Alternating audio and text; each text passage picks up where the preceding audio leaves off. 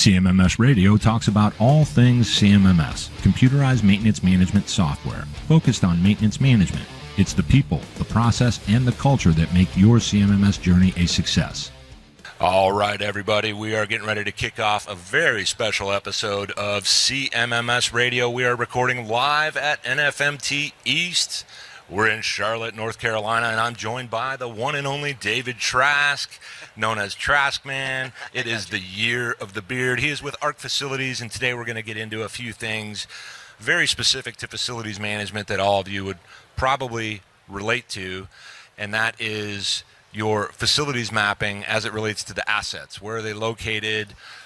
You need to know things about shutoff valves. You need to know things about safety routes. You need to know all these different things, so we're going to jump right into it. David Trask. Hey, my brother. How are you? Thanks for being here with me. No, I appreciate you always. Bring that up. Up to your mouth. Oh, there we go. Yeah. So you did a presentation this morning on this, and I want to kind of jump right into where do people get it wrong when it comes to the specific approach to asset mapping. I think the biggest thing is most people don't even know where to start. So what they do is their feet are in concrete. They don't do anything. The challenge always is blind spots. You know, they're missing stuff. Stuff changes. You know, we're in facilities. Stuff changes all the time. But more importantly, I'm always thinking about the new guy. You know, you got a lot of guys on the team and gals on the team that have been there for a long time. The challenge is, what about the new guy? He walks into your building, he's blind. So what I'm all about is figuring out best ways that people can grab that information, capture that stuff. So now the information lives with the building, not with the person, because people leave.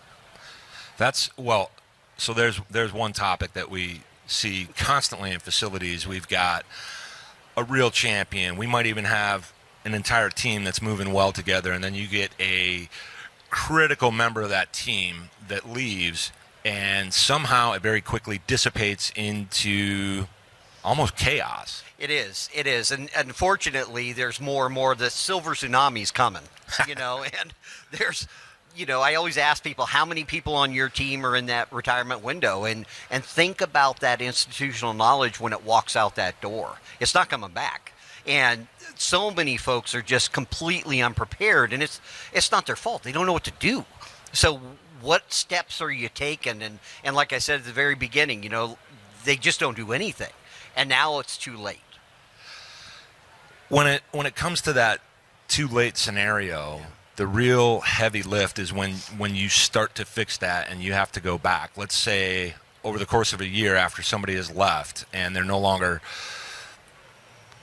using the tribal knowledge that they had, you have to rebuild that, and it takes a long time. It's not only disruptive to how the teams move and what's being done, but all these assets are going to start failing because people aren't maintaining them. But I want to get to something a little bit deeper when it comes to the asset mapping itself, because part of the asset mapping has to do with safety, shut-off valves, things that one would need to know how to get to quickly and what to do to create a safe environment right now. 100%. And I think it really starts with, you know, document where that stuff is as you find stuff too. You know, this isn't a static thing. When you find something, your team needs to be able to document so next man or woman up also knows. I think at the end of the day, you're right. Things fail when they fail. You know, they're not on a clock. They fail when they fail. And at the end of the day, the new guy, you should know where it is, just like the guy who's been there for 30 years. And, you know, you bring up a really good point. One of the sessions that I'm doing actually tomorrow, I have a whole slide on asking this simple question.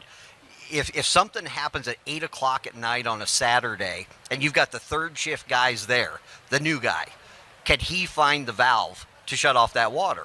And I've heard horror stories about they're popping ceiling tiles, they're knocking stuff down, they're waiting for the tiles to fall on the ground, you know, and then they're grabbing buckets and mops, you know. But, you know, we all know that, you know, some of the big restoration companies are in business for a reason, and it's to fix the stuff because you couldn't find it. Well, and those companies exist because it's so frequent. And sure, we watch TV and we see it's about your house. But the reality is it happens in commercial facilities all the time just because somebody didn't have pieces of information to tell them where they need to go, what they need to do. Now, I want to bring in that extra layer that I'm kind of known for, is the CMMS and what 100%. Kind of value the CMMS can present if it's set up properly with this asset mapping and mapping shutoff valves. Where do you, in your years and years and years of experience and thousands of facilities, see that value showing up for companies that are doing it right? What can they really truly avail that they're missing out on if they don't have a CMMS? Yeah, the CMMS, obviously, that's telling you something's going on. It's hot, cold calls, it's a, leak, whatever the case may be, but it's documenting the other stuff. It's not just filling it out saying it's done, it's fixed. It's, okay, where was it? What tile did you pop to even get up in the ceiling grid? It's what kind of valve was it? Was it a hot call? Was it a cold call? Was it chill water supply, return? Documenting those details, but then also taking photos, the videos. I hear this all the time. We thought it was this valve, but it was actually a valve that's 5 tiles down from there. No one documents that. So now the next man's looking for the same, he's going through the same process. It's a rinse and repeat. Document. All that information should be all housed so everybody has access to that. So the next guy doesn't have to stumble and the next guy can react quicker. And something that goes along with that, when you lose your champions and you don't have someone within your facility that can, tell us, hey, you need to go here in the CMMS. That data is located in this place. This is where we can see an asset hierarchy. This is where we can see facilities mapping. This is the area where the shutoff valve information is most quickly. Then within the assets, you should have descriptions of what those shutoff valves are. You should have descriptions of the parts, where you get them. What they serve, what areas. Exactly. Definitely have to tie it to an area. What if we switch it a little bit to the HVAC systems? Yes. Just those simple systems that keep us kind of comfortable. Yeah. And being able to map those out so you can find them more quickly. What am I overlooking? I want to talk specifically about one environment I know you spend a lot of time in, and that's healthcare. Yes.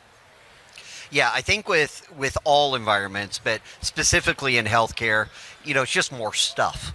It serves more critical areas because, if an HVAC goes down and it serves the ORs, that's pretty critical, and that's not something you're just in there popping tiles. You're in there, you've got to schedule that stuff. You've got to get in there. And plus it impacts not just the team, it impacts patients. So well-being, health, safety. It impacts a lot of different things. But I think where it really comes into play too is not just the mapping part of it, but it's also the communication part of it. Okay. So CMMS is obviously will tell you something's going sideways, got to go fix it. Okay, or it'll give you that work order to go out there and fix it. You need to know where is it, what is it. But think about that from the leadership standpoint. You've got a piece of equipment that fails. So you've got that HVAC unit that's about to fail, or it's gone down several times. How do you convey and communicate that to your leadership? Well, you tell the leadership that if this thing goes down and if it critically fails and you can't get it back up and running, we lose ORs 1 and 4. They know what that number means. Yeah, that's a big problem. Oh my gosh. I was talking to someone earlier today about the CMMS system, and it wasn't in healthcare. It was different, but they were talking about a lot of those things where now that I've built out a whole program, and it was like 26 different sites, and he built it from the ground up, and he has a specific solution. I won't call the name out now, but he was so excited to share with me how I have the data that I need if I need to bring on more employees. I have the data that I need to talk about an asset that keeps failing over and over, and we know why. I have the available data to make a case for any of these things that will in fact make sense to the C-suite, to leadership, that says, you know what, you brought us a problem, you brought us data to support the problem, and you also recommended a solution such as replacing an asset or something like that. 100%. What about other assets in hospitals that people might not realize are critical to the facility's operations that need to be focused on more? What are you seeing people overlook? I think where a lot of organizations, buildings are buildings, but facilities in healthcare are different. And one of the big things is med gas. You don't see that in other facilities. So you've got oxygen, you've got CO2, you've got all the different types of gases you don't see in some of those other areas. When those fail, again, goes back to that life and death, literally. You've got somebody on the operating table, you can't have your O2 go down. It's got to be maintained. That's different. You don't just find somebody off the street to go fix that or to hire them to come in. Usually you train them. So, but at the end of the day, that's a critical thing that you don't see elsewhere. But again, they're all tied together. I look at it as a living organism within a building. It's the entire life of that building, and it's the heartbeat of that building too. So that's a really good way to look at it, as a complete organism. And like, if I'm always talking about CMMS or maintenance management and those processes, it kind of lives in the middle, almost in the middle, and keeps things moving. But that's one of the things that everybody here is interested in, right? Right. What are you doing in your facilities? What kind of problems are you having? How are you solving those problems? How are you not solving them? Why are you stuck? Yeah. And that's how everybody can get together at a show like this and talk like this. I want to ask you about some industry trends that you might be seeing, and we've talked about this in the past. Certainly. That you're excited about right now when it comes to both facilities management and some of the technologies that we're seeing trending right now. 100%. I think the big thing, obviously, is AI. Everybody's trying to figure out how I can utilize AI tools in my facilities. And it's kind of all over the board with regards to the messaging. But I think at the end of the day, kind of the way I look at AI is, think of it, let's role play that for a second. So I've got a technician gets a hot cold call. Okay. They've got to go work on a room. Okay. But imagine that all of a sudden they get an alert that says, you know what, we've got a PM coming up on that thing next week. Well, here's what you need. Here's the filters. Here's the belts. Here's the the lubricant you need for that particular unit. Why don't you knock it out? You kind of kill two birds with one stone. The round table that I hosted this morning, this was just a common theme, was time. My team never has enough time. I'm short-staffed. I've got guys that are leaving. They're retiring. Time's not my friend. Time's nobody's friend in facilities, whether it's an emergency or something's going sideways, or it's trying to keep up with my PMs. The work orders don't stop. No, they don't. I think at the end of the day, AI is a big one where it's going to start to pull some of that information and share that information out. I think where I'm also hearing a big one is sensor technology. Okay. My presentation I'm doing tomorrow, I'm going to address part of that head on, and it comes down to the PM and predictive maintenance strategies versus everything on a calendar base. Okay. If based off of sensor technologies, I don't have to replace the filters, but once or twice or three times a year versus monthly or quarterly, that's a big deal. I agree. And one of the things that's important to me is that I caution everyone on, when you move towards availing these technologies, don't forget about the human element. Don't forget about maintaining your critical thinking, and be careful, I say, with sensor monitoring, only because some really work, some aren't as effective, and that's not to pick on anybody. It's more about when you're leveraging these technologies, whether it's AI, sensors, or all of it, you got to make sure you're staying plugged into it. It's not a set it and forget it 100% type of tool. What it is something that can augment your already strong capabilities as an organization. And I think the way you're putting it, and I'm trying to turn that corner and say, yes, AI is going to help me sift through my data, and it's going to give me that opportunity that, wow, you just had something happen. You've got a PM coming up in a week. Let's move it up to today. We get that knocked out. That means you don't have to do it in a week. 100%. That creates available time for something else. And that's what we're really trying to do with all of this, whether we had technology or not. We want to run these facilities properly, safely, effectively, profitably. 100%. I'm of the same mindset too. I look at it, AI is not going to replace the person, and that's what I think people struggle with, is they think that it's going to replace the person. No, I think AI is going to be a tool. It's no different. Everybody's got a cell phone. It's a tool. A cell phone's a tool just like a wrench. It's going to say, you know what, hey, you got something else that's going on or about to happen. Maybe you could knock that out. Even if you can't, if it alerts you, maybe you knock out a few extra, PMs on any given week. That's a win. Take that as a win. Okay, and I think even with the sensors, like you're saying, they're learning. Water sensors, airflow sensors, all of those different things. They're learning. They're not perfect, but they're learning. But if that helps, prevent one catastrophe, that's a win too. Oh, by far. If you're talking about preventing an actual catastrophe, something that results in death, something that results in injury, something that results in serious loss on revenue, downtime. Those are what we're looking for, is those big wins every once in a while, and everything else you're going to try to dial in so you create the efficiency, and that starts to stack up and create opportunities for you to further improve in the future. 100%. And I think what, we've touched on this a few times here is time.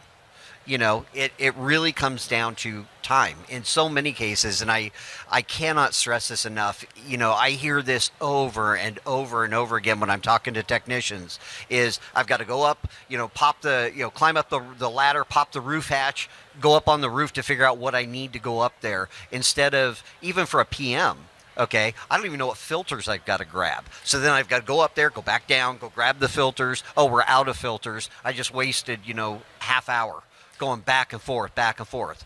And now you got to run out and find a filter. You do. And the challenge is, imagine if you cut 2 of those trips out a week. And that's every team member doing something like that. That's a big win. So now you give me this idea that when we leverage a CMMS properly or something similar, and we've got everything set up, and let's assume that it's set up properly, right? It's dialed in, it meets your work processes, everybody loves it, they're tuned in. Now we start to see those opportunities in the data, right? And you can start to dial in things like your MRO storeroom. You aren't going to run out of those filters as often. You might even potentially be able to keep less filters on hand but never run out because you've figured out your lead times. These are all the things we deal with on a day-to-day basis. Absolutely. And that's the power of the technology. Absolutely. But it's still a tool, just like the AI is a tool, all of it. It's not a person. What would you think if someone is leveraging this technology and they have to make a change? What do you think they should gather up from their solutions before they make that change? And what I'm talking about is when somebody has to change their CMMS platform or some of these other technologies. Do you have any general advice that you tend to give your clients? I do. Get as much data before you even look at making any kind of a switch up front. Plan. Okay, it's not something you rip a Band-Aid off and all of a sudden you're in there. But I'm also a firm believer it's garbage in, garbage out. Make sure that you document everything, anything and everything. There's no bad information if it's related to something. I think where a lot of organizations struggle is they start out with bad information and then they try to start over. When you're going from one CMMS to another CMMS, clearly define what you're looking for. What's your goals? And does it check off those boxes? And it may not. But I think the other thing too is, everybody thinks that, the next one is the next one is the next one. Ask them what's on their roadmap too. What's in the future for you? Yeah, you have to have those more meaningful conversations, and then internally as a team, the companies that are making these changes to different technologies, moving away from one to the other, pull your data, gather as much as you have, clean that data, scrutinize that data. When they tell you, hey, we're going to have you up and running in 3 weeks, they might have some basic functionality in there for you, but this is a long game that you're playing when it comes to this, and you don't want to set it up wrong because that'll lead you to changing systems again later. One other thing I want to throw on top of this is sometimes people can't get a different system. They have a system that's not perfect.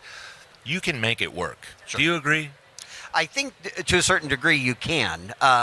There are a lot of organizations that are struggling right now, and I've heard this several times recently, with antiquated systems that are no longer supported. So that's the double-edged sword too with sticking. But at the end of the day too, again, it comes down to information is king. What are you using it for? Do you really need to switch, like you said? Or can you stick with what you've got and make do? Is make do enough? Sometimes it is. A lot of times it's not. And I encourage everybody to put a lot of pressure on your vendors that provide these technologies to help you. Keep bugging them. Because 100%. I think they want to help you, but they might not know that you need help. So Don't let up on them. We got a few minutes left before we wind down. I want to find out if anybody has any questions for us based on the things we've been talking about. Anybody got a question? We got a microphone up there. All you got to do is turn it on. You don't have to. That's okay. Don't worry about it. Well, first of all, I want to thank everybody for being here and watching David and I kind of chop it up. I know we went around kind of the horn on a lot of different things and we just touched the surface, but if you ever have questions about things like CMMS, things like asset mapping in your facilities, any of these things related to facilities, David's your guy. I certainly can help you too, but our whole point here with having a session like this is to give you some ideas on what you can do with the technologies, how you should be moving through your facilities. So David Trask, thank you for being here with me at Show Central at NFMT East 2026, Charlotte, North Carolina on CMMS Radio. Appreciate you, my friend. Did you find this episode helpful? Please send us some feedback, suggest a topic, or ask a question. Reach out to CMMS Radio if you need a co-pilot on your CMMS project. Visit CMMSradio.com and use the What's on Your Mind link. Thank you for tuning in to CMMS Radio, your resource for all things CMMS, from selection to implementation, to help you make better choices, learn from industry experts, and have a successful CMMS journey.